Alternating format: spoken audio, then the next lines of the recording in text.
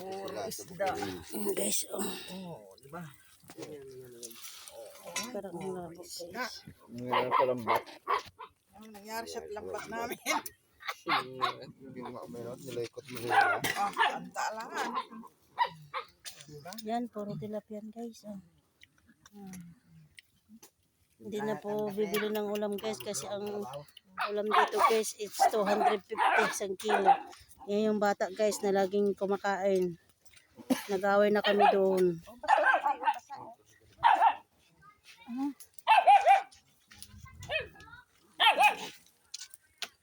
Alin?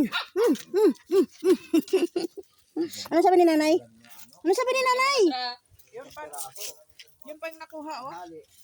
Tanghali. Lagay sa planggana para makita guys. Tanghalian. Ito guys, ang aming abogado ngayon guys. Yan po, pag may problema po kayo guys, yan po kayo lalapit sa kanya guys. Ito naman guys yung engineer namin. Yan ang engineer namin dito guys. Lamon ng lamon. Boss, kasalin. Yan na naman po yung boss namin guys. Ayan. Ayan yung sekretaryo namin guys. Oh. Hold upin namin yan mamaya. Walang malalaki. Ang ginawa talaga mo lang mga iba dito. Huwag gagawa, huwag gumitilit. Pinapatigas yung buto. Sina?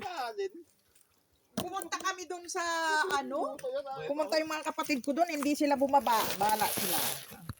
Bagay, nandun pa unang katkat lang namin yun. Wala ka pa yung pangnatura niya. Aroy. Diba? Oh. Ha? Yan talaga. Da talaga yan.